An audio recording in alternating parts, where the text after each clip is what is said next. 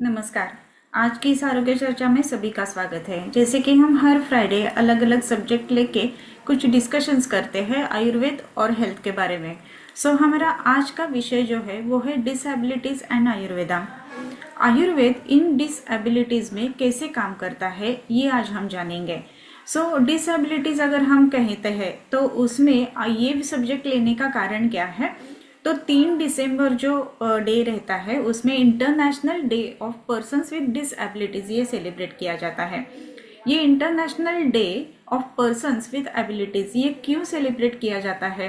तो इसका कारण ये है कि डिसएबिलिटीज के बारे में अवेयरनेस क्रिएट करना। दूसरी बात है उनके लिए एम्पैथी होना और उनको एक्सेप्टेंस होना ये ज़रूरी है बाय सब समाज से। तीसरी महत्वपूर्ण बात है कि कुछ डिसेबिलिटीज रहती है वो अवॉइड हो सकती है, वो कैसे अवॉइड करनी है ये भी आज इसमें हम जानेंगे। और फोर्थ जो पॉइंट है उसमें ये international day with persons with disabilities ये क्यों सेलिब्रेट किया जाता है, तो उनके लिए कौन कौन से ऑप्शंस कौन कौन से ट्रीटमेंट्स उपयुक्त रहते हैं ये सब जानने के लिए, ये अवेयरनेस क्रिएट करने के लिए ये जो इंटरनेशनल डे है वो सेलिब्रेट किया जाता है। इसमें आयुर्वेद कैसे काम करेगा ये भी आज हम इसमें जानने वाले हैं। आयुर्वेद के बारे में जब अगर हम देखते हैं तो ये डिसेबिलिटीज़ में कैसे काम करेगा ये भी हम जानेंगे। इसमें टेक्नोलॉजीज भी बहुत ही महत्वपूर्ण काम करते हैं। जैसे हमें सबको पता है कि स्टीफन हॉकिंग जो बहुत ही ऊंचे पैदान पे ये जो साइंटिस्ट है ये इन्होंने क्या किया है, उनके जो डिसेबिलिटीज़ रहते हैं उनको विन करके उन्होंने बहुत ही समाज के लिए उपयुक्त ऐसे रिसर्चेस उन्होंने किए हैं। इतने तक भी कोई भी जो पर्सन है कि जो डिसेबल है या कुछ उसमें डिसेबिलिटीज़ है वो भी इतना काम कर सकता है। इसके लिए इनसे हमें ज़रूर इंस्पिरेशन लेना चाहिए। इसके एविडेंसेस पहले आयुर्वेद में भी, प्राचीन आयुर्वेद में भी है क्या वो भी हम देखते हैं। इसके जो कॉजेस रहते हैं डिसेबिलिटीज के वो कौन कौन से रहते हैं। इसमें पहली महत्वपूर्ण बात है कि जेनेटिक डिसऑर्डर्स, अगर जीन में ही कुछ म्यूटेशन होते समय अगर गड़बड़ी हो जाती है तो ये डिसेबिलिटीज उत्पन्न हो जाती है। दूसरी महत्वपूर्ण बात है कि सीवियर माल न्यूट्रिशन, कोई भी बच्चा जब भी बड़ा होता है तो उसको ग्रोथ एंड डेवलपमेंट के लिए उसके स्पेसिफिक न्यूट्रिशनस जो एलिमेंट्स रहते हैं वो होने चाहिए। अगर उसको माल नरिशमेंट हो जाता है, सीवियरली माल नरिश्ड होता है तो उसका जो ब्रेन और न्यूरॉन्स है उसके ऊपर उसका परिणाम आ जाता है और फिर उसके कारण क्या होता है तो डिसेबिलिटीज उत्पन्न हो जाती है। तीसरी महत्वपूर्ण बात है कुछ डिसीजेस ऐसे होते कि जिसके कारण ये डिसेबिलिटीज हो जाती है, जैसे कि पोलियो है, पैरालिसिस है, ब्रेन का फीवर रहता है, सेरिब्रल पाल्सी है। अगर ऐसे लक्षण देखने के लिए मिलते हैं तो इमीडिएटली मेडिकल हेल्प लेनी चाहिए और फिर इससे हम दूर रह सकते हैं कि पेशेंट जो है वो डिसेबिलिटीज में ना कन्वर्ट हो जाए। इसके लिए इमीडिएट इन रोगों की चिकित्सा करना ये बात बहुत ही ज़रूरी रहती है। इसके और भी कुछ कॉजेस रहते हैं, उसमें है कि effects of drugs during pregnancy में कुछ मेडिसिन ऐसे रहते हैं कि जो नहीं लेने चाहिए, जिसको टेराटोजेनिक इम्पैक्ट ऐसे कहा जाता है। ये मेडिसिन अगर प्रेगनेंसी में जो कॉन्ट्राइंडिकेटेड रहते हैं वो अगर लिए जाते हैं तो उसके कारण क्या होता है तो ये डिसेबिलिटीज़ बेबी में, माल फॉर्मेशंस बेबी में हो जाते हैं और उसके कारण डिसेबिलिटीज़ रहती है।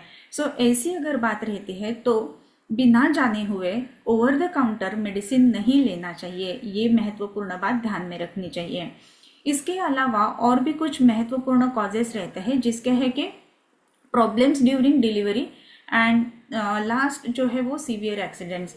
जैसे हमने देखा कि प्रेगनेंसी में बिना जाने हुए ओवर द काउंटर मेडिसिन नहीं लेने चाहिए, डॉक्टर के सलाह से ही मेडिसिन लेने चाहिए। वैसे ही जब भी डिलीवरी होती है उस टाइम अगर बेबी को एस्फेक्सिया होता है यानी उसका ऑक्सीजन अगर प्राकृतिक तरीके से उसको नहीं मिलता है, बेबी डिलीवर होते समय बहुत ज़्यादा समय लगता है जिसको प्रोलॉन्ग लेबर कहा जाता है, या फिर बेबी डिलीवर होते समय अगर अटक जाता है तो उसको ऑब्स्ट्रक्टेड लेबर ये कहा जाता है।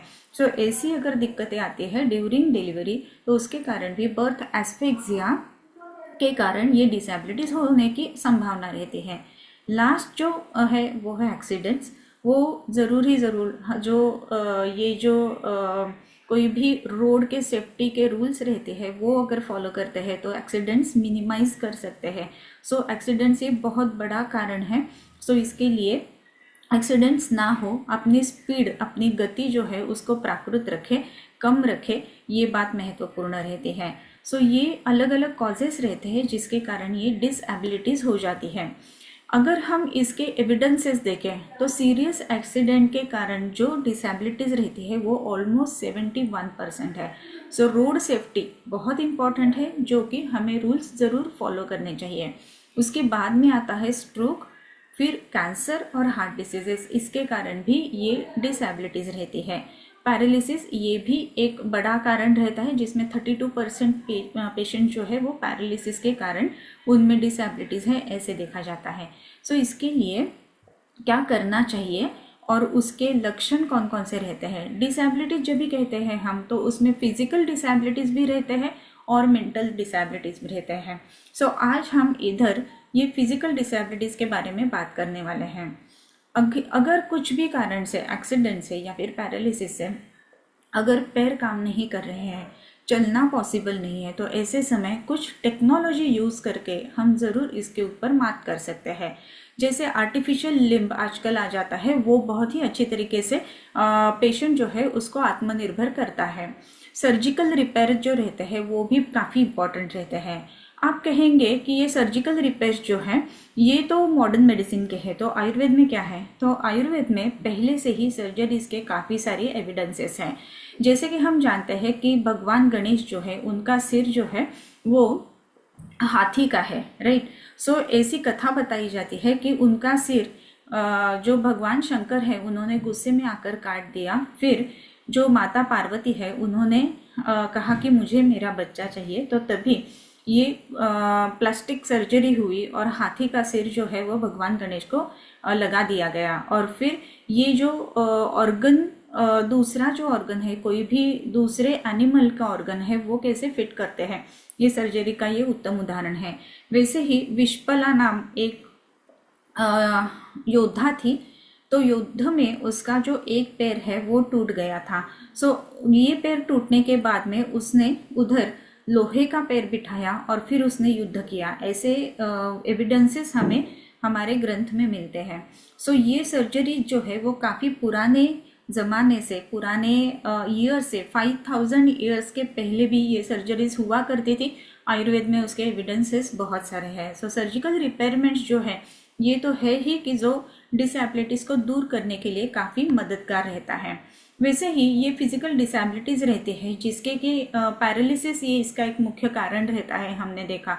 सो अगर पैरालिसिस है और उसके कारण पेशेंट चल नहीं पा रहा है, बोल नहीं पा रहा है, हाथ नहीं उठा रहा है, सो ऐसे केसेस में आयुर्वेद क्या कर सकता है?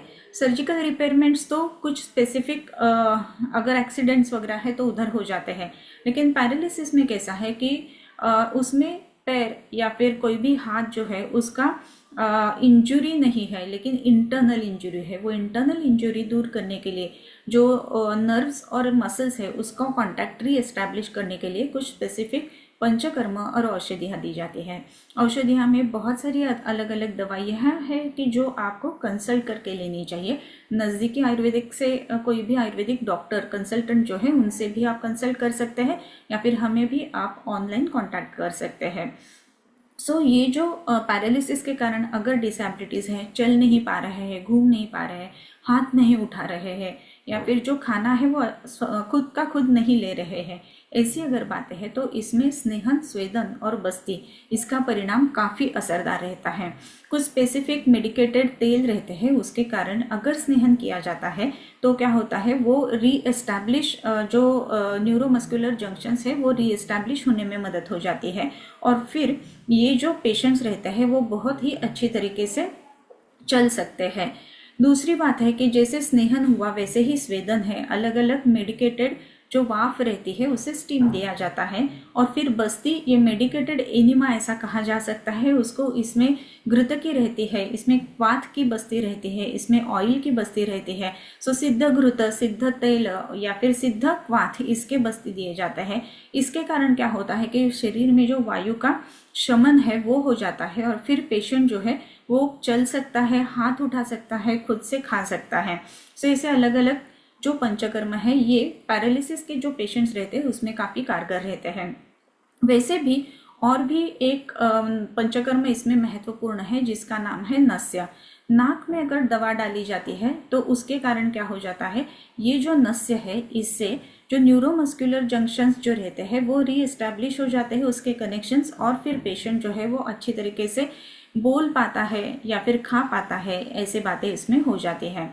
सो ये पैरालिसिस के कारण जो जो डिसेबिलिटीज़ रहती है उसके लिए ये पंचकर्म काफ़ी कारगर सिद्ध होते हैं। वैसे ही कैंसर एक मेजर डिसीज़ है कि जिसके कारण अलग अलग डिसेबिलिटीज़ हो जाते हैं।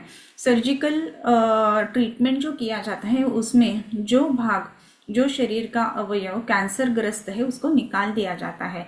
ऐसे समय कभी कभी बोल नहीं पाना, अगर जीभ यानी टंग का कैंसर है या फिर बकल कैविटी का कैंसर है तो उधर से कुछ जो ऑर्गन्स है वो निकालने पड़ते हैं, जीभ जो है वो निकालनी पड़ती है। ऐसे समय बोलना पॉसिबल नहीं होता है। लेकिन ऐसे जो पेशेंट्स रहते हैं या फिर दूसरा कोई भी शरीर का अवयव है उसमें अगर कुछ सर्जिकल ट्रीटमेंट्स किए गए हैं तो इसके कारण भी डिसेबिलिटीज़ रहने की संभावना रहती है। सो ऐसे समय लाइफस्टाइल इम्प्रूव करने के लिए एंड तो वो जो कैंसरस टिश्यू है इसका रीग्रोथ ना होने के लिए आयुर्वेद में काफ़ी सारे अलग अलग मेडिसिन है और इसके ऊपर बहुत सारे रिसर्चेस हो भी रहे हैं और पहले भी हो चुके हैं। सो ऐसे जो कैंसर के पेशेंट्स रहते हैं उनमें भी उनका लाइफस्टाइल इम्प्रूव करने के लिए आयुर्वेद में पंचकर्म और बहुत ही अलग अलग मेडिसिन यूज़ किए जाते हैं। ये दूसरा कारण हमने देखा कि जिसके कारण डिसेबिलिटीज़ हो जाती है। वैसे भी और भी एक महत्वपूर्ण कारण रहता है जिसमें बोन के डिफॉर्मिटीज़ रहते हैं, उसके कारण पेशेंट जो है वो डिसेबल हो जाता है। जैसे कि रूमेटॉइड आर्थराइटिस है या फिर बो लेग्स है, ये अगर पेशेंट में संप्राप्तियाँ हो जाती है तो उसके कारण भी ये पेशेंट्स वॉक नहीं कर पाते हैं। सो उसके कारण वो डिसेबल में काउंट किए जाते हैं। सो इसमें भी पंचकर्म और आयुर्वेदिक मेडिसिन इसका रोल जो है वो बहुत काफ़ी कारगर रहता है। इसमें जो मेडिसिन दिए जाते हैं सो उसमें बेसिकली अगर हम देखेंगे तो जो अस्थि धातु है शरीर का उसकी स्ट्रेंथ बढ़ाने के लिए मेडिसिन रहते हैं और फिर ये वायु का शमन करने के लिए मेडिसिन रहते हैं। इसमें दशमूल है, निर्गुड़ी है, गंधर्व मूल है, रासना है, रासनादि चूर्ण है। ऐसे अलग अलग मेडिसिन पेशेंट के सिम्टम्स के अकॉर्डिंगली दिए जाते हैं। उसके साथ में ही जो पंचकर्म है उसमें स्नेहन स्वेदन बस्ती, इसका तो इम्पैक्ट आता ही है। इसके अलावा कुछ स्थानिक पंचकर्म भी रहते हैं जैसे कि जानू बस्ती है। सो इसमें एक वेल बना के नी के ऊपर कुछ मेडिकेटेड ऑयल डाला जाता है, उसके कारण वायु का शमन हो जाता है। सो लिगामेंट का टेयर है या फिर मेनिस्कस टेयर है। सो ऐसे केसेस में अगर डिसेबिलिटीज आ रही है तो पेशेंट जो है वो अच्छे से वापस चल सकता है। इसमें और भी कुछ पंचकर्म किए जाते हैं कि जिसका नाम है पिंडस्वेद। इसका भी परिणाम इसमें बहुत कारगर रहता है। ये पिंडस्वेद जो है उसमें कुछ मेडिकेटेड पोटली बनाई जाती है और पोटली से सेक दिया जाता है और ये सेक के कारण क्या हो जाता है, उसके जो वायु का शमन हो जाता है और मसल जो है वो रिलैक्स हो जाते हैं। कभी कभी ऐसा भी होता है कि ये जो जॉइंट कैविटी रहती है उसमें पानी जो भर जाता है वो पानी कम करने के लिए चूर्ण पोटली का भी इसमें प्रयोग किया जाता है। सो ऐसे अलग अलग पंचकर्म है कि जो बोन के डिसेबिलिटीज़ में यानी बोन के कारण जो डिसेबिलिटीज़ होती है उसमें हमें ये पंचकर्म बहुत कारगर देखने के लिए मिलते हैं। कभी कभी जो डिसेबिलिटीज़ रहती है उसका कारण जो है हमने देखा कि जेनेटिक डिसऑर्डर्स रहता है। जो जेनेटिक डिसऑर्डर्स के बच्चे रहते हैं इनको स्पेशल चिल्ड्रन ऐसे कहा जाता है। इस स्पेशल चाइल्ड में हम क्या कर सकते हैं, आयुर्वेद क्या कर सकता है। सो इसमें चतुर्मेध्य रसायन कहा गया है जिसमें ब्राह्मी है, शंखपुष्पी है, मंडूकपर्णी है। सो इनका प्रयोग किया जाता है। मेध्य कुछ मेडिसिन रहते हैं जैसे कि वचा है, ब्राह्मी है।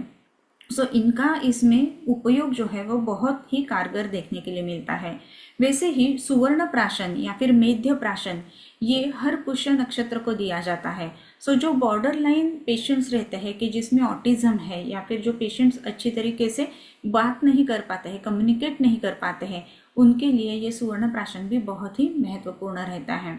ऐसे ही जो पेशेंट्स रहते हैं कि जो स्पेशल चाइल्ड है कि जिनको अच्छी तरीके से खड़ा होना या फिर जिनका जो माइलस्टोन्स है वो डिलेड रहते हैं, ऐसे केसेस में जो अन्न लेपन संस्कार है या फिर जो पिंड स्वेद है इसका भी परिणाम इसमें बहुत अच्छी तरीके से देखने के लिए मिलता है। नस्य ये पंचकर्म भी ये नर्वस कनेक्शन जो है, न्यूरोमस्कुलर जंक्शन जो है वो सुधरने के लिए काम करता है। सो ऐसे अलग अलग पंचकर्म इवन छोटे बच्चों में भी अगर ऐसे केसेस है कि अगर पेशेंट छोटा बच्चा डिसेबल है बिकॉज ऑफ डिलीवरी के समय उसको एस्फेक्सिया हुआ है या फिर डिलीवरी उसकी जो हुई है सो उसमें कुछ हेरिडिटरी चेंजेस या फिर म्यूटेशंस होते हैं, जेनेटिक डिसऑर्डर्स रहते हैं, इसके कारण ये बच्चे हमें स्पेशल बच्चे करके नज़र आते हैं। सो ऐसे केसेस में भी आयुर्वेद बहुत ही अच्छे तरीके से काम करता है। एक महत्वपूर्ण बात इन सब में हमें ध्यान रखना है कि ऐसे जो डिसेबल पेशेंट्स हैं, डिसेबल है उनको और डिफरेंटली एबल्ड ऐसे भी आजकल कहा जाता है। सो उनको एम्पैथी दिखाना ये बात महत्वपूर्ण है, उनको दया नहीं, उनको जितनी चाहिए उतनी हेल्प करना ये बात ज़रूरी है। सो इसमें एक्सेप्टेंस ये बात महत्वपूर्ण है, समाज ने उनको एक्सेप्ट करना चाहिए। और फिर एक महत्वपूर्ण बात है कि जो जो सुविधाएं उनको देना ज़रूरी है वो देनी चाहिए। सो ऐसे अगर किया जाता है तो पूरा समाज जो है वो बहुत ही अच्छे तरीके से उन्नत होने में मदद हो जाएगी। सो आयुर्वेद का इसमें बहुत ही बड़ा रोल है। सो ऐसे अलग अलग केसेस जो रहते हैं कि जिनमें डिसेबिलिटीज़ रहती है उनके लिए आयुर्वेद बहुत ही कारगर रहता है। सो आज की आरोग्य चर्चा ये जो दिसंबर महीना है उसमें पर्सन्स विथ डिसएबिलिटीज़ इसके लिए इंटरनेशनल डे करके सेलिब्रेट किया जाता है। इसके लिए आज की ये आरोग्य चर्चा। ऐसे ही अलग अलग सब्जेक्ट लेके हम मिलेंगे, तब तक के लिए नमस्ते।